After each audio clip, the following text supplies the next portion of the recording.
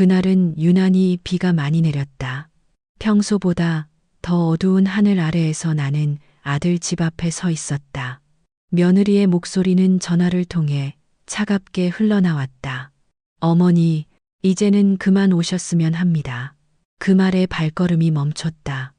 그러나 손에는 이미 손주를 위해 사온 귤 한 봉지가 들려 있었고 그 따뜻한 온기가 나를 억지로 현관 앞까지 데려갔다. 초인종을 누르자 안에서 아이의 웃음소리가 들렸다. 그 소리에 마음이 무너졌다. 문이 열렸을 때 며느리의 얼굴은 지쳐 있었고 눈 밑에는 다크서클이 깊게 내려앉아 있었다. 나는 조심스럽게 말했다. 잠깐만 볼게. 귤만 주고 갈게 하지만 그녀는 문을 반쯤 닫으며 말했다. 이제 그만하세요. 어머니도 힘드시잖아요. 순간 내 손에 들린 귤 봉지가 바닥에 떨어졌고 귤들이 복도에 흩어졌다. 그때 나는 본능적으로 무릎을 꿇었다. 흩어진 귤을 하나씩 줍다가 문턱 앞에서 손이 멈췄다. 며느리의 발이 내 앞에 있었다. 그리고 나는 나도 모르게 말했다. 미안하다. 내가 뭘 잘못했는지는 모르겠지만 미안하다. 그녀는 말이 없었다. 다만 긴 숨을 내쉬었다. 그 순간 복도 끝에 창문으로 빗물이 스며들며 조용히 흘러내렸다. 마치 오래된 기억이 다시 젖어드는 듯한 느낌이었다. 나는 그때 처음으로 며느리의 눈에 있는 두려움을 보았다. 그것은 분노가 아니라 지친 마음의 그림자였다. 그녀도 무너져 있었다. 나는 천천히 고개를 들었다. 그리고 그 눈 속에서 오래된 내 잘못들을 보았다. 아들의 결혼을 반대했던 일, 며느리의 첫 임신 때 내가 던진 상처 같은 말들, 그리고 아이가 태어났을 때조차 내 자존심 때문에 그녀를 안아주지 못했던 순간들, 그 모든 기억이 한꺼번에 밀려왔다. 비는 멈추지 않았다. 사람들은 그 장면을 이상하게 쳐다보았지만 아무도 다가오지 않았다. 세상은 여전히 무심했다. 며느리는 문을 닫지 않았다. 하지만 나를 들어올리지도 않았다. 그 사이에 길게 흐르는 공기가 있었다. 그날 이후로 나는 집에 돌아와 한동안 무릎의 통증을 느꼈다. 이상하게도 그 통증은 며칠이 지나도 사라지지 않았다. 의사는 무릎 연골이 많이 닳았다고 말했다. 그러나 나는 그 통증이 단지 몸 때문만은 아니라는 걸 알고 있었다. 그것은 자존심이 부서지고 남은 자리의 아픔이었다. 밤마다 무릎을 쓰다듬으며 생각했다. 나는 왜 그토록 며느리를 미워했을까? 그녀가 내 아들의 세상을 차지했기 때문일까? 아니면 내가 더 이상 중심이 아니었기 때문일까? 사실 그 둘 다였다. 여자는 나이를 먹어도 질투에서 자유롭지 않다는 것을 그날 처음 알았다. 사람들은 흔히 말한다. 나이가 들면 다 이해하게 된다고 하지만 그건 거짓이다. 이해는 시간이 아니라 상처로 배운다. 그날 비오는 오후의 냄새와 며느리의 침묵이 내 평생을 따라다니게 될 줄은 그때는 몰랐다. 그날 이후 가족은 조금씩 무너지고 있었다. 며칠 후 식탁 위에는 네 사람의 그림자가 길게 드리워져 있었다. 나는 조심스레 국을 떠서 손주 앞에 놓았다. 그러나 아이는 젓가락을 들지 않았다. 며느리는 아무 말 없이 밥만 저으며 고개를 숙이고 있었고 아들은 신문을 보는 척하면서 한숨만 쉬었다. 그 작은 한숨 하나가 방 안의 공기를 더 무겁게 만들었다. 나는 무언가라도 말해야 할 것 같았다. 요즘 회사는 괜찮니? 그러나 아들은 대답 대신 신문을 접었다. 그 소리가 이상하게 크게 울렸다. 며느리는 그제야 젓가락을 내려놓으며 말했다. 어머니, 앞으로는 저희가 알아서 하겠습니다. 너무 신경 쓰지 마세요. 그 말은 부드러웠지만 그 안에는 선이 그어져 있었다. 나는 그 선을 건너지 못했다. 그날 저녁은 유난히 짰다. 국물도 마음도 그리고 공기도 짰다. 식탁 위에 놓인 반찬 하나가 눈에 띄었다. 김치가 너무 오래 사가 있었다. 며느리가 담근 김치였다. 나는 예전엔 음식 하나로 며느리를 평가하곤 했다. 짜다, 깊이가 없다. 그런 말을 했던 날들이 떠올랐다. 그날의 김치는 이상하게도 깊은 맛이 났다. 하지만 아무도 그 맛을 말하지 않았다. 오직 침묵만이 가족의 대화였다. 그 침묵 속에서 나는 며느리의 손목에 새겨진 작은 흉터를 보았다. 그것은 오래된 화상 자국 같았다. 그 순간 내 안에서 무언가가 미세하게 흔들렸다. 그녀는 손목을 감추며 자리에서 일어났다. 식사 잘하셨어요, 어머니. 저는 설거지하고 올라갈게요. 그 말 뒤에 아무 대답도 없었다. 나는 식탁 위의 젓가락을 바라보다가 천천히 손을 뻗어 그녀가 남긴 그릇을 닦았다. 그릇에 묻은 물방울이 내 손끝에 닿을 때 이상하게 눈물이 났다. 그날 밤 나는 잠을 이루지 못했다. 시계 초침 소리가 유난히 크게 들렸다. 새벽 2시쯤 아래층에서 물소리가 났다. 부엌 불빛이 새어나왔다. 나는 조용히 내려가 보았다. 며느리가 혼자 싱크대 앞에 서 있었다. 물을 틀어놓은 채 무릎을 꿇고 바닥을 닦고 있었다. 그 모습이 내게 이상하게 익숙했다. 마치 며칠 전 내 모습 같았다. 나는 조용히 물었다. 왜 무릎을 꿇고 있어? 그녀는 놀라서 몸을 돌리더니 작은 목소리로 말했다. 물이 새요. 밑에 흘러서요. 나는 그 말을 듣고도 아무 말도 할 수 없었다. 순간 무릎을 꿇고 있는 두 여자의 그림자가 부엌 바닥에 겹쳐졌다. 나이 차이도 상처의 모양도 달랐지만 그 그림자는 하나처럼 보였다. 그날 이후 나는 부엌을 자주 찾았다. 며느리가 아침마다 아이 도시락을 싸는 모습, 한 손으로 냄비를 잡으며 흘린 땀을 닦는 그 조용한 손짓을 관찰하듯 바라보았다. 사람들은 말한다. 시어머니와 며느리 사이에는 세 겹의 침묵이 있다고. 첫째는 참는 침묵, 둘째는 모르는 척하는 침묵, 셋째는 포기한 침묵이라고. 나는 그날 셋째 침묵에 다다른 기분이었다. 그날의 아침, 며느리가 도시락을 싸며 말했다. 어머니, 오늘 비 오겠죠? 나는 창밖을 보았다. 하늘은 흐렸지만 아직 비는 내리지 않았다. 글쎄, 모르겠다. 그 짧은 대화가 우리 사이의 첫 평화였다. 아주 작은 대화였지만 그것이 어쩌면 시작이었을지도 몰랐다. 그러나 평화란 언제나 짧고 긴장은 조용히 다시 돌아온다. 그날 식탁 위에 다시 흘렀던 침묵처럼 말이다. 며느리의 눈빛은 늘 조용했다. 하지만 그 속에는 말로 다 하지 못한 무언가가 있었다. 그날 저녁 나는 아들의 방 앞에서 멈춰 섰다. 문틈으로 들려오는 낮은 목소리. 며느리가 말했다. 더는 자신이 없어요. 이 집에서 나를 인정해주지 않잖아요. 아들은 아무 말이 없었다. 대신 무겁게 숨을 내쉬었다. 그 한숨 속에는 지쳐버린 두 사람의 결혼이 보였다. 나는 문 앞에서 그 대화를 들으며 처음으로 깨달았다. 상처는 언제나 말이 아닌 침묵 속에서 자란다는 걸. 며칠 뒤 며느리는 내게 차를 한 잔 내왔다. 향이 은은한 유자차였다. 요즘 무릎은 괜찮으세요? 그 말이 이상하게 따뜻하게 들렸다. 나는 고개를 끄덕이며 말했다. 덕분에 좀 나아졌어. 그녀는 조용히 웃었다. 그러나 그 웃음은 금세 사라졌다. 그 미소 뒤에는 여전히 미안함이 숨겨져 있었다. 그때 나는 사실을 하나 들었다. 옆집 아주머니가 말했다. 며느리분, 요즘 밤마다 피아노 학원 다닌다더라요. 나는 놀랐다. 피아노라니. 그런 걸 할 시간도 마음의 여유도 없어 보였는데 나중에 안 사실이지만 그녀는 대학 시절 피아노를 전공했었다. 결혼 후에는 단 한 번도 건반을 만지지 않았다고 했다. 그 사실이 이상하게 마음에 남았다. 그 조용한 열정, 그걸 내가 빼앗은 건 아닐까 생각했다. 어느 날 나는 거실에서 우연히 들었다. 밤 늦은 시간, 손자방에서 작은 멜로디가 흘러나왔다. 며느리가 조용히 연습 중이었다.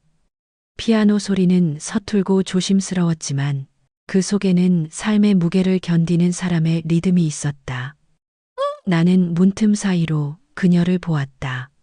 피아노 앞에서 고개를 숙이고 있는 뒷모습, 흐트러진 머리카락 사이로 떨어지는 눈물 한 줄기. 그것은 음악이 아니라 고백이었다. 나는 그 순간 이해했다. 그녀의 침묵은 무시가 아니라 생존이었다. 나는 그때서야 비로소 내 과거의 그림자를 보았다. 나 또한 젊은 시절 시어머니의 눈치를 보며 살았다. 그분이 내 반찬을 맛보며 그게 뭐 이리 싱거워라고 했던 날들. 그때의 분노를 잊었다고 생각했지만 나는 결국 같은 상처를 며느리에게 되돌려주고 있었다. 그날 이후 나는 며느리의 눈빛을 피하지 않았다. 그러나 그 눈빛 속에는 여전히 경계가 있었다. 마치 이해해도 용서하지는 않겠다는 듯한 차가운 빛하지만 그건 충분히 이해할 수 있었다. 인간의 마음은 단번에 녹지 않는다. 눈은 기억을 품고 있으니까. 그녀의 눈빛 속엔 내가 남긴 흔적이 있었다. 나는 그 흔적을 지울 수 없다는 걸 알았다. 대신 조용히 곁에 앉았다. 그리고 함께 차를 마셨다. 유자 향이 부엌안에 천천히 퍼졌다. 창밖에는 다시 비가 내리기 시작했다. 빗소리와 피아노 소리가 함께 섞였다. 마치 서로 다른 상처들이 잠시나마 조화를 이루는 것처럼 그날 나는 깨달았다. 진정한 화해는 말이 아니라 공기 속에서 일어난다는 것을. 서로의 숨결이 닿을 만큼 가까워졌을 때 그때 비로소 용서의 씨앗이 심어진다는 것을. 그날 밤 며느리가 마지막으로 나를 보며 말했다. 어머니, 이제 조금은 알 것 같아요. 사람의 마음은 시간이 아니라 행동으로 변하는 거죠. 나는 대답하지 못했다. 그저 눈을 내리깔았다. 그 말이 내게는 가장 깊은 상처이자 깨달음이었다. 그리고 그 순간 며느리의 눈빛은 더 이상 차갑지 않았다. 다만 아주 오래된 슬픔이 사라진 듯 고요하게 빛났다. 아들은 요즘 자주 피곤해 보였다. 회사 일이 많다고 했지만 그건 단순한 변명이었다. 어느 날 그는 거실 소파에 앉아 텅 빈 눈으로 TV를 바라보고 있었다. 화면 속 뉴스 앵커의 목소리는 멀리서 들리는 듯했다. 나는 물었다. 무슨 일 있니? 그는 대답하지 않았다. 대신 물컵을 손에 들고 있었다. 컵 속의 물이 손끝에서 조금씩 흔들리고 있었다. 그 작은 떨림이 내 마음을 불안하게 했다. 며느리는 부엌에서 조용히 설거지를 하고 있었다. 그녀의 손 움직임이 점점 빨라지더니 결국 접시 하나가 떨어져 산산조각 났다. 그 소리에 아들이 몸을 움찔했다. 그날 저녁 나는 처음으로 두 사람 사이의 균열이 얼마나 깊은지 알았다. 며칠 뒤 아들은 병원 진료를 받았다. 내가 몰래 병원에 들러 의사를 만났을 때 그는 조심스럽게 말했다. 스트레스가 심합니다. 과로도 있지만 우울 증상이 있습니다. 그 말이 귀에 오래 남았다.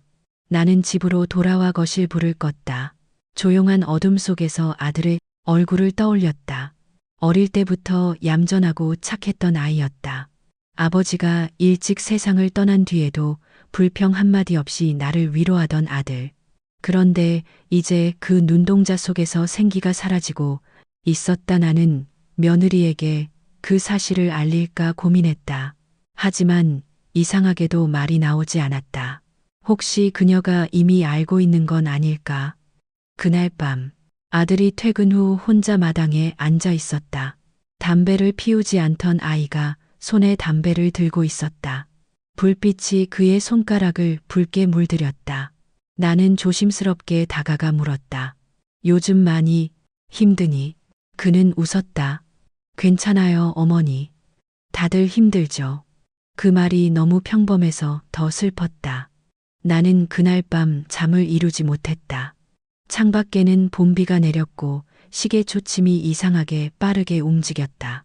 다음 날 며느리가 아침 식탁에서 말했다. 어머니, 요즘 남편이 자꾸 깜빡거려요. 말을 하다 멈출 때도 있고요. 그 말에 내 심장이 멈췄다. 하지만 나는 평정한 척했다.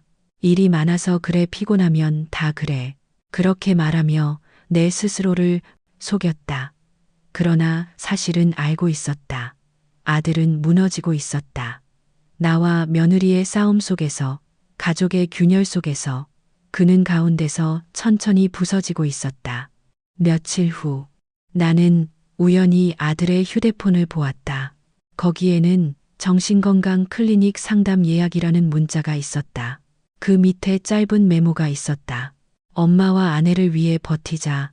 그 한 문장이 내 심장을 쥐어뜯었다. 나는 눈을 감았다. 내 아들이 우리 둘 사이의 전쟁터 한가운데 서 있었다. 사랑하는 두 여자를 지키기 위해 매일 무너져가고 있었다. 나는 그날 처음으로 무릎이 아닌 마음으로 무릎을 꿇었다. 다음 날 나는 며느리에게 조심스럽게 말했다. 요즘 그 사람 좀 챙겨줘요. 피곤해 보여서. 그녀는 놀란 듯 내 얼굴을 보았다. 잠시 침묵이 흐른 뒤 그녀가 말했다. 어머니도요. 서로 너무 참기만 하면 병이 돼요. 그 말에 나는 아무 말도 하지 못했다. 단 한순간 며느리의 목소리에서 오래된 내 자신이 들렸다. 그 옛날 시어머니 앞에서 말 한마디 못하고 웃음으로 넘기던 그 시절에 내가 그녀 안에 있었다.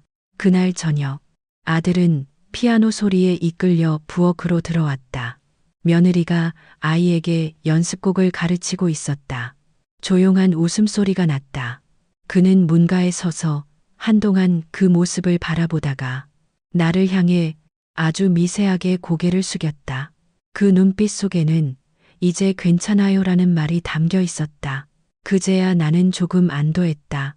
하지만 마음 한구석에는 두려움이 남았다. 평화는 언제나 폭풍의 전조라는 것을 나는 나이로 배워왔다. 그리고 그 예감은 틀리지 않았다. 며칠 후 오래된 서랍을 정리하던 중 나는 낡은 봉투 하나를 발견했다. 아들의 방에 있던 서랍 속 깊은 곳, 먼지 쌓인 서류들 사이에 끼어 있었다. 봉투에는 함께 웃던 날이라는 글씨가 삐뚤게 적혀 있었다. 아들의 글씨체였다. 나는 떨리는 손으로 봉투를 열었다. 안에는 사진 한 장이 들어 있었다. 오래된 가족 사진이었다. 젊은 내가, 남편이, 그리고 아직 어린 아들이 있었다. 그런데 사진 구석에는 낯선 여인이 함께 있었다. 그 여인은 바로 며느리였다. 더 정확히 말하면 결혼 전 아들의 연인이었던 그녀였다. 사진 속 그녀는 환하게 웃고 있었고 내 옆에서 미소 짓던 그 얼굴이 지금의 며느리와 조금도 다르지 않았다. 나는 사진을 쥔 손이 떨렸다. 왜 그 사진이 여기에 있었을까?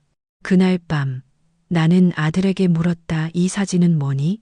그는 한참을 침묵하다가 말했다. 엄마가 반대하던 그때예요. 우리 결혼하기 전에 다 같이 밥 먹던 날. 그의 목소리는 낮았지만 분명했다. 그날 어머니가 하신 말 기억 안 나세요? 저런 여자는 우리 집에 안 어울린다. 그 말이 내 머리를 세게 때렸다. 나는 아무 말도 할 수 없었다. 그저 사진을 바라보다가 오래된 기억의 냄새가 코끝을 스쳤다. 그날 나는 확실히 그 말을 했다. 아무렇지도 않게 아들의 행복보다 체면을 앞세웠던 시절이었다. 나는 부끄러웠다. 그때의 내가 지금의 갈등을 만든 것이다. 며느리는 그 이야기를 들은 것 같았다. 그날 저녁 그녀가 조용히 내게 다가와 말했다. 그날 이후로 저는 항상 어머니 눈을 피했어요. 제 존재가 불편하게 할까 봐요. 그녀의 목소리는 떨리고 있었지만 눈빛은 담담했다. 나는 그 말을 들으며 한동안 아무 말도 하지 못했다. 그때 그녀의 손끝에 묻은 세제 냄새가 코끝을 스쳤다. 그 냄새는 이상하게 나를 과거로 데려갔다. 시어머니가 내게 던졌던 말, 너 같은 시골 촌년이 감히 우리 집에 들어오겠다고? 그때 나는 울면서도 아무 대답을 하지 못했다. 나는 그 상처를 안고 살면서도 같은 말을 또 다른 여자에게 던진 것이다. 그날 밤, 잠들기 전 나는 사진을 다시 꺼내 보았다. 사진 속의 며느리는 너무 젊고 밝았다. 마치 세상의 상처를 아직 몰랐던 시절의 빛이었다. 그런데 이상하게도 사진 구석에 작은 글씨가 적혀 있었다. 그날의 미소가 오래 가기를. 그것은 아들이 쓴 글씨였다. 나는 그 문장을 읽으며 눈을 감았다.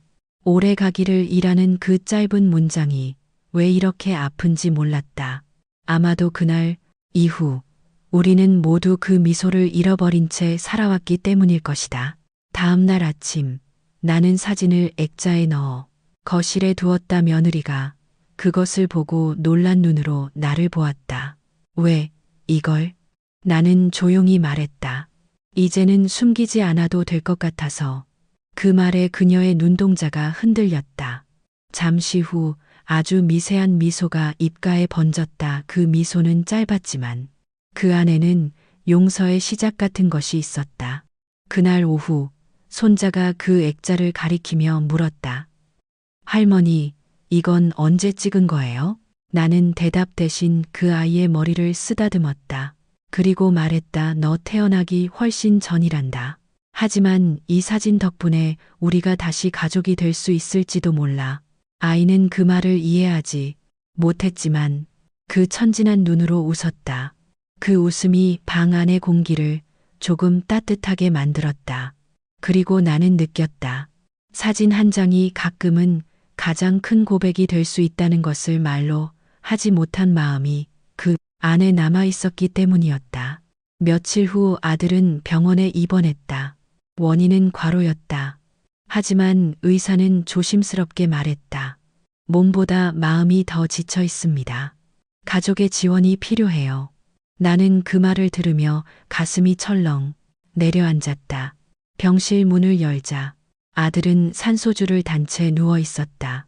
창가에는 반쯤 시든 꽃 한 송이가 놓여 있었다. 며느리는 그 옆에서 의자에 기대 잠들어 있었다. 그녀의 손에는 아들의 손이 꼭 쥐어져 있었다. 그 손을 보자 가슴이 먹먹해졌다. 그렇게 두 사람은 말 한마디 없이 서로를 붙잡고 있었다. 나는 문가에서 한동안 그 모습을 바라보다가 천천히 병실로 들어갔다. 며느리가 눈을 떴다. 그녀는 놀란 듯 나를 바라봤지만 곧 고개를 숙였다. 어머니 오셨어요. 그 목소리는 힘이 없었다. 나는 침대 곁으로 다가가 조용히 앉았다. 아들은 깊은 잠에 빠져 있었다. 그 얼굴은 어릴 적 감기라도 걸리면 내 무릎에 머리를 얹고 자던 그때의 아이 같았다. 나는 그 얼굴을 보며 말했다. 괜찮을 거야. 엄마가 여기 있잖아. 그 말은 나 자신에게 하는 말 같았다. 잠시 후 며느리가 작은 목소리로 물었다. 어머니, 그날 왜 제게 무릎을 꿇으셨어요? 나는 대답하지 못했다. 대신 천천히 숨을 내쉬었다. 그리고 말했다. 미안해서였어요. 미안하다는 말을 할 수 있는 방법이 그것뿐이었어요. 그녀는 잠시 나를 바라보다 고개를 떨구었다. 그리고 아주 조용히 말했다. 그날 저도 울었어요. 문 닫고 나서 한참 동안요. 하지만 아무도 몰랐죠. 그녀의 눈가가 붉어졌다. 그 눈물은 오래 참은 고백처럼 조용히 떨어졌다. 나는 그 눈물을 바라보다가 손을 뻗어 그녀의 손을 잡았다. 손끝이 떨렸지만 놓지 않았다. 그 순간 아들이 미세하게 눈을 떴다. 우리를 보며 아주 희미한 미소를 지었다. 둘 다. 여기 있네, 다행이다.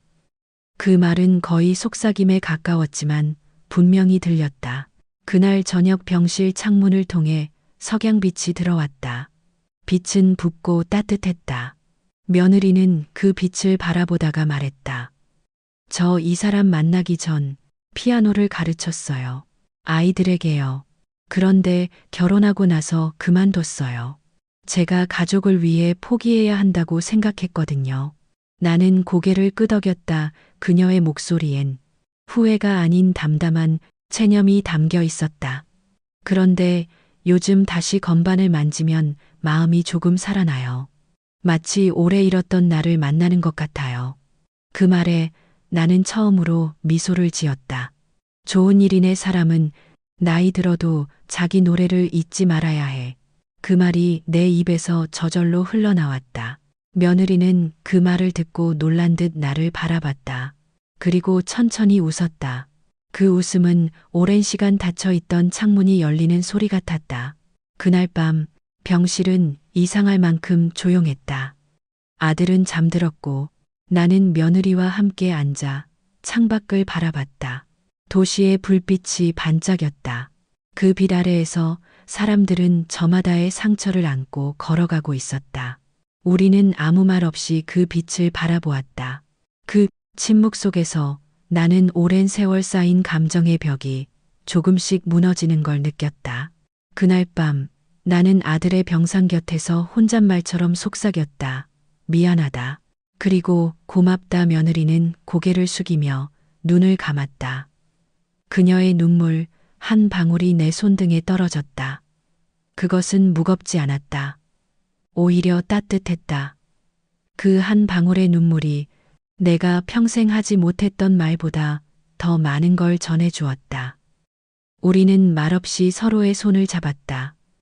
병실의 공기가 아주 천천히 그러나 분명히 바뀌어가고 있었다. 며칠이 지나고 아들은 퇴원했다.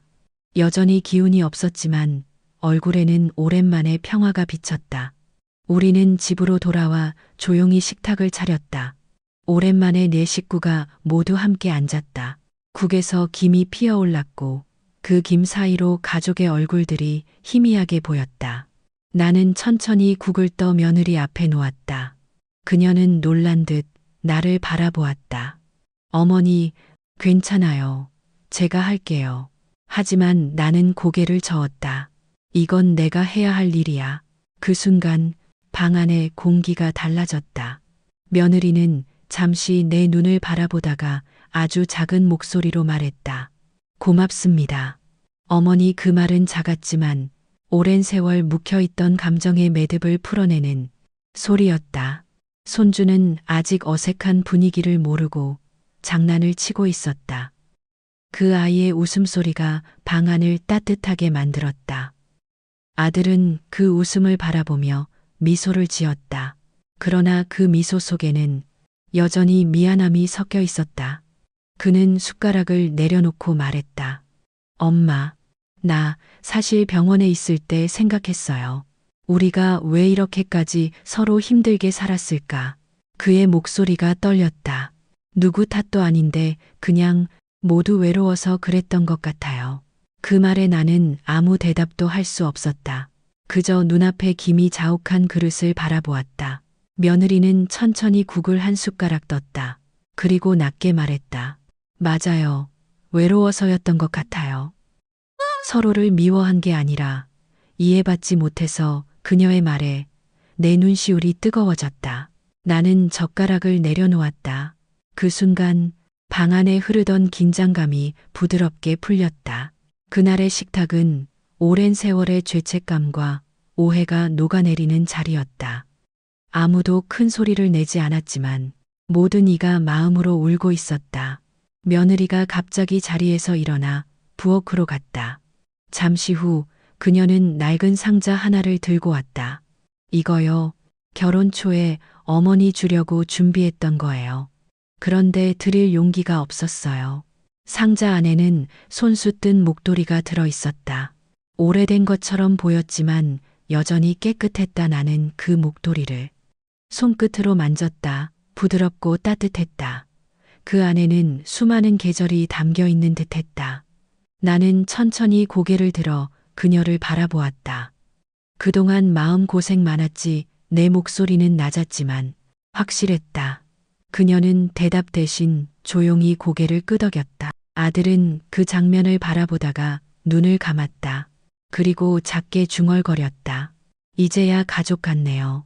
그 말에 모두가 잠시 멈췄다. 우리는 한동안 아무 말도 하지 않았다. 하지만 그 침묵이 더 이상 불편하지 않았다. 그건 평화의 침묵이었다.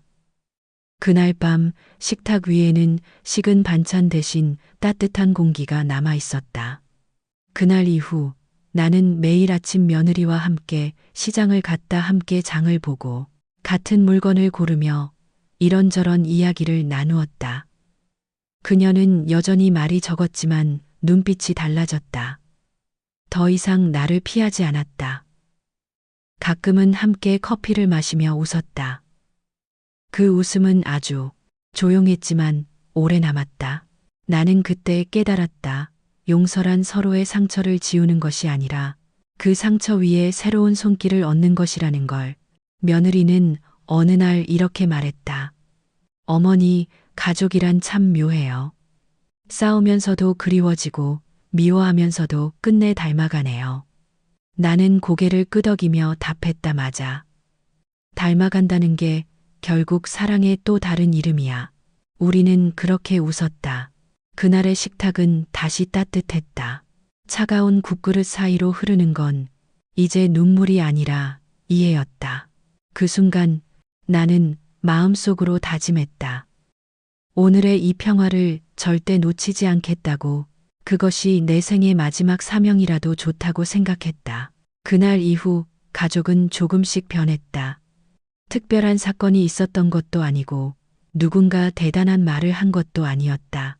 다만 서로의 눈을 조금 더 자주 바라보고 식탁에 앉을 때마다 숟가락 소리 대신 웃음이 섞이기 시작했다. 손자는 학교에서 돌아오면 할머니, 오늘은 무릎 괜찮아요. 라며 내 옆에 앉았다. 그 한마디가 하루의 피로를 녹였다. 며느리는 이제 내게 먼저 말을 걸었다. 어머니, 이 반찬 어때요? 다음엔 좀 덜 짜게 해볼까요? 그런 소소한 대화들이 우리 사이의 거리를 메워갔다.